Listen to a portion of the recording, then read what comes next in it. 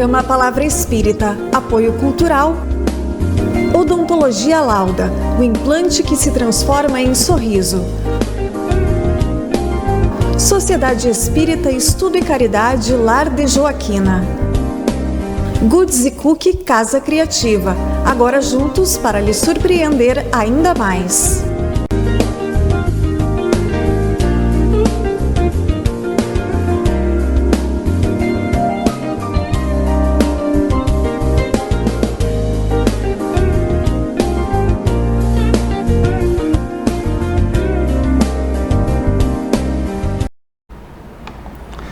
Estamos iniciando pela TV Santa Maria, canal 19 da NET, mais um programa Palavra Espírita, agradecendo aos nossos apoiadores culturais, Sociedade Espírita Estudo e Caridade, Lar de Joaquina, Odontologia Lauda, o implante que se transforma em sorriso, e Goods e Cookie, Casa Criativa, agora juntas para lhe surpreender ainda mais.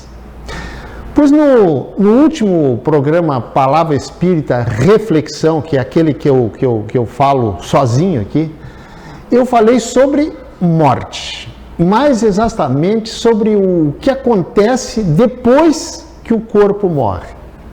E naquela ocasião eu disse que, já que eu tinha falado sobre morte, no próximo programa Reflexão, que é este que eu estou fazendo hoje, eu falaria sobre vida, logicamente que na visão espírita. E é o que eu pretendo falar hoje, falar sobre o que o Espiritismo entende sobre vida. E para início de conversa, pergunto a você que está aí do outro lado da tela e que está me assistindo, se você já parou, já deu um break alguma vez na sua rotina para pensar qual o significado da sua existência, qual o significado da sua vida em última análise. Ou seja, por que você está aqui nesta vida, tendo os pais que tem, os irmãos que tem, as dificuldades que tem e tantas outras coisas que você gostaria de ter, mas não tem, e outras tantas que você não gostaria de ter, mas tem. Você faz parte da exceção, sendo um daqueles ou daquelas que já pensou sobre o assunto vida, ou faz parte da maciça maioria que nunca parou para pensar do porquê estar aqui vivo, vivendo nesta vida que muitos chamam de mar de lágrimas? Pois é, muitas pessoas dizem que o contrário de morte é vida. Eu particularmente discordo. Eu acho que o contrário de morte é nascimento. Mas tudo bem, isso é uma outra discussão. E já que eu falei em nascimento, é normal a gente dizer que a vida começa quando nascemos. Já a ciência, portanto, determina como o início da vida quando acontece a fecundação do óvulo pelo espermatozoide. Já o Espiritismo entende que quando nascemos, na verdade, estamos renascendo, pois já nascemos e renascemos muitas vezes antes. E a esse processo de nascer e renascer, nós espíritas chamamos de reencarnação. Renascemos muitas vezes como forma de aprendermos lições ainda não aprendidas, pois que em uma existência somente não seria possível aprender tudo o que precisamos. Quando Deus cria espíritos, os faz nascer dotados de nenhuma inteligência sobre o que é certo e errado. Exatamente como acontece com os bebês, que um dia, aliás, já fomos um, ou seja, nascemos todos nós aqui neste mundo escola, sem conhecimento nenhum, nem do bem e nem do mal. Assim também acontece com os espíritos criados por Deus. Porém, com o passar do tempo, assim também como acontece com os bebês, o espírito vai, digamos, gradativamente adquirindo conhecimento e sabendo o que é bom e o que não é. No caso dos bebês, a aquisição do conhecimento se dá dia após dia ao longo da vida. Já com os espíritos, esses vão adquirindo também gradativamente conhecimento, só que ao longo das encarnações. E para aprendermos tudo o que precisamos aprender enquanto espíritos imortais que somos, o melhor para esses aprendizados é vivenciar múltiplas situações. Exatamente por isso que em uma encarnação nascemos como homem, para viver e aprender com as experiências atinentes ao sexo masculino. Em outra oportunidade, nascemos como mulher para passar pelas experiências de ser mulher.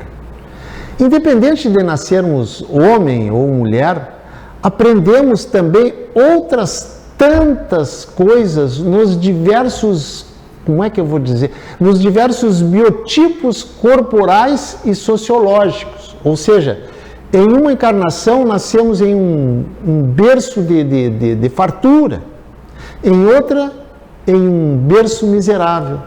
Outra vez nascemos com saúde e em outra como doentes, por exemplo. Ou seja, vamos alternando vivências, experimentando e aprendendo com as diversas experiências, desculpe a redundância.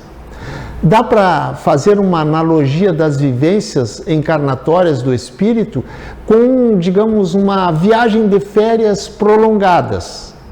Aqui nesta vida material em que visitamos, digamos, vários lugares, vivenciamos várias culturas, vivemos diversos momentos, enfrentamos vários desafios e nos deparamos com múltiplas oportunidades. A vida espiritual e a vida material, podemos também compará-las com estudar e trabalhar. Aprendemos quando estudamos? Lógico, claro que sim. Mas só estudando aprendemos somente a teoria. Porque é trabalhando que aprendemos outras coisas que a teoria não nos ensina, como, por exemplo, enfrentar e encarar situações como, digamos, um gerente mal-humorado, um colega de trabalho falso, dissimulado, ou até mesmo um cliente daqueles difíceis de lidar. Pois assim, também, e mal comparando, é a vida espiritual, onde aprendemos lá na vida espiritual a teoria, para depois colocar em prática esses conhecimentos adquiridos aqui nessa escola chamada planeta Terra, digamos assim, porque é aqui, neste mundo que nós estamos vivendo agora, que se encontram os gatilhos que fazem aflorar em nós as nossas imperfeições, que precisamos melhorar. Por isso, o motivo, a razão de encarnar e reencarnar tantas vezes, pois é por meio dessas encarnações, dessas inúmeras experiências de idas e vindas, que vamos aprendendo o que é melhor para nos tornarmos seres melhores. E a todo esse aprendizado nós podemos chamar de bagagem espiritual, que é o conhecimento adquirido e acumulado pelo espírito através do somatório de todas as experiências vividas por ele. O objetivo da vida, portanto, é a evolução. Ainda que essa evolução se dê de forma muito lenta ao longo das muitas vivências nesta e em outras escolas planetárias que gravitam nesse universo infinito. É dessa forma que aprendemos, ou seja, passando por essas diversas experiências vividas ao longo dos milênios, é que vamos aprendendo, enquanto espíritos imortais, a diferenciar o que é bom e o que é ruim. E com essas diferenças, vamos assimilando o que nos faz bem e o que não nos faz bem. E através desse, digamos assim, desse processo pedagógico divino, vamos evoluindo nos aspectos intelectual e moral. Mas aí você poderá perguntar, mas por que Deus não nos criou já prontos, acabados, perfeitos, tanto no aspecto intelectual e moral? E a resposta é tão simples quanto óbvia, porque tudo, absolutamente tudo no universo evolui. Pois com o homem não poderia ser diferente. Exatamente por isso que o Criador deu a cada um de nós o leme das nossas vidas. E nesse processo de aprendizagem e evolução espiritual, uns demoram mais, outros demoram menos, pois que tudo depende de como manejamos o nosso leme, o leme da nossa vida, ou melhor, das nossas vidas ao longo das encarnações. Tem pessoas que vivem uma vida inteira, e você com certeza deve conhecer alguém assim que, como diz aquela música do Zeca Pagodinho, que diz o seguinte: deixa a vida me levar, vida leva eu. Pois tem pessoas que dão os seus lemes para a vida guiá-las, ao invés de agirem ao contrário, ou seja, ter o comando total do seu leme e levar a vida com a consciência tranquila de que fez o melhor que pôde. Às vezes erramos, escorregamos, cometemos alguns deslizes, claro, gente. Ainda somos espíritos infantis, cursando os primeiros estágios da evolução espiritual. A prova disso é que seguidamente nos enganamos, nos iludimos quando buscamos o nosso bem viver calcado nas coisas materiais, porque a ansiedade gerada pela vida moderna, que nos impõe falsas necessidades de acompanhar e estar a par de tudo e de todos, nos asfixia, nos impedindo de encontrar novos caminhos para buscarmos a razão verdadeira de estarmos aqui encarnados.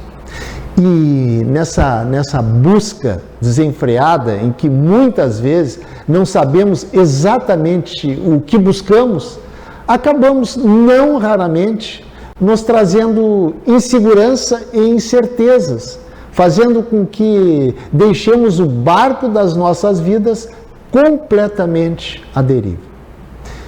E aí, abrimos brechas para as doenças do corpo e da mente. Por isso que precisamos entender o mais rapidamente possível a razão do porquê estamos aqui.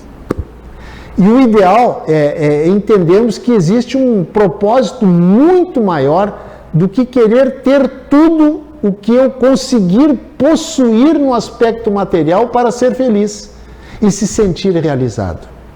Não podemos esquecer que assim como as dores, as alegrias pelas conquistas materiais também passam. Um dos nossos grandes problemas como crianças que somos, espiritualmente falando, independentemente da idade cronológica que cada um de nós tem, é que quantas e quantas vezes valorizamos em muito maior grau, em uma muito maior intensidade, as coisas que nos faltam, as ausências. Valorizamos muito o passado, as dificuldades, como nós nos queixamos. Nos esquecendo muitas vezes por completo de agradecer tudo o que nos aconteceu de bom e que foi com certeza absoluta em muito maior número. Em outras palavras, como se diz na gíria, nos queixamos muitas vezes de barriga cheia. Aliás, a propósito dos nossos queixumes, tem um queixume humano que alguém me disse, ou eu li em algum lugar, eu não lembro exatamente, que diz o seguinte: ai, que bom que chegou o inverno para eu poder reclamar do frio. Eu já não aguentava mais reclamar do calor. Não é assim que nós fazemos. Gente, nós precisamos entender, e quanto mais cedo, melhor, que os problemas, as dificuldades que enfrentamos nesta trajetória chamada vida, não vão deixar de existir. E por quê? Por quê? Sabe por quê? Porque eles, os problemas e elas, as dificuldades, são em verdade, vejam bem, são em verdade preciosas lições pedagógicas de educação para o espírito. Porque nós estamos aqui não para educar o corpo, e sim para educar o espírito. Esse mesmo que depois de um tempo deixa o corpo para a terra e segue vivendo. Às vezes, para não dizer muitas vezes, reclamamos das surpresas que a vida nos reserva. Reclamamos das surpresas desagradáveis, logicamente. Mas você já parou para pensar que, na verdade, nós, através das nossas escolhas, é que construímos o nosso futuro, ou seja, que nós somos os construtores de nós próprios, do futuro que um dia chegará, mais cedo ou mais tarde, nesta ou em outras encarnações. Além disso, agora também não lembro quem, que não existe, diz que não existe sorte e nem azar. Existem consequências. Não esqueça que esta vida que estamos vivendo agora é apenas uma pequeníssima fração da vida do Espírito, pois a vida do Espírito se estende ao infinito, não só no tempo, mas também nas diversas dimensões espirituais. A alma, o Espírito, seja lá o nome que você quiser dar, é imortal e sobrevive aos diversos ciclos da vida e da morte, armazenando aprendizado muitas vezes dolorosos no processo de depuração e evolução espiritual. Estamos aqui hoje nessa vida humana, vivendo em meio aos trancos e barrancos, uns mais, outros menos, com parte do nosso processo de aprendizagem. E aqui, lamento informar, retornaremos tantas vezes quantas forem necessárias para eliminarmos coisas de que somos possuidores e que de vez em quando afloram em nós, como, por exemplo, o orgulho, o ciúme, a inveja, a vaidade, o preconceito, a mágoa, a intolerância. Aliás, dizem que no mundo a doença do século é a depressão, pois já no Brasil, rivalizando com a depressão, a doença do século, com certeza absoluta, é a intolerância. Nossa Senhora! E para perceber isso não precisa fazer pesquisas, é só entrar nas redes sociais que vamos perceber rapidamente que a intolerância corre solta. Eu diria que corre até a galope, de parte a parte, inclusive entre os espíritas. E isso é um negócio impressionante. Não nos damos conta que estamos agindo ao contrário do que viemos fazer aqui, que foi nos ajudarmos mutuamente para que eu melhore e ajude o outro também a melhorar. Gente, nós estamos aqui para nos limparmos e não para nos poluirmos ainda mais, alimentando esses defeitos que eu citei, apenas alguns dos quais somos proprietários. E o que fizemos hoje? Hoje, nós, não todos, claro, mas o que se vê por aí, volto a repetir, principalmente nas redes sociais, são pessoas destilando ódio e sentindo prazer com a derrota do outro, de preferência de forma bem fragorosa, de forma acachapante, quando que, na verdade, para sair vencedor, não precisamos necessariamente derrotar ninguém. Muitas vezes o controle emocional, o silêncio já é uma vitória. Os nossos piores inimigos, e eu já disse isso aqui, não lembro quando que eu falei, os nossos piores inimigos não estão lá fora, não. Os nossos piores inimigos estão dentro de nós mesmos. São esses caras aí, a inveja, o preconceito e todos esses que nós conhecemos, que nós precisamos combater. Estamos aqui nesta vida exatamente para isso, para aliviar essa carga de sentimentos ruins, de sentimentos negativos, de sentimentos tóxicos que nos tornam pessoas amargas, pessoas intransigentes, duras e até mesmo inflexíveis. E isso, gente, é triste, é muito triste. Não nascemos por acaso porque quebrou o bico da cegonha? Claro que não. Nascemos por um motivo muito sério. Nascemos em busca de alguns objetivos e com alguns propósitos, digamos assim. E é um dos propósitos, sem sombra de dúvida, está o aprimoramento do nosso caráter. Outro propósito é superar alguns conflitos existenciais trazidos de outras encarnações e, com isso, subir um degrauzinho que seja na longa escala evolução do mundo, a longa escala espiritual nossa. Nesse mundo que é todo inteligência divina, dizer que o propósito da vida é nascer, estudar, trabalhar, enriquecer, se aposentar e depois morrer, sem levar nada das nossas conquistas materiais pelas quais batalhamos, absolutamente não faz sentido. Tem que existir um propósito muito maior. Não é possível.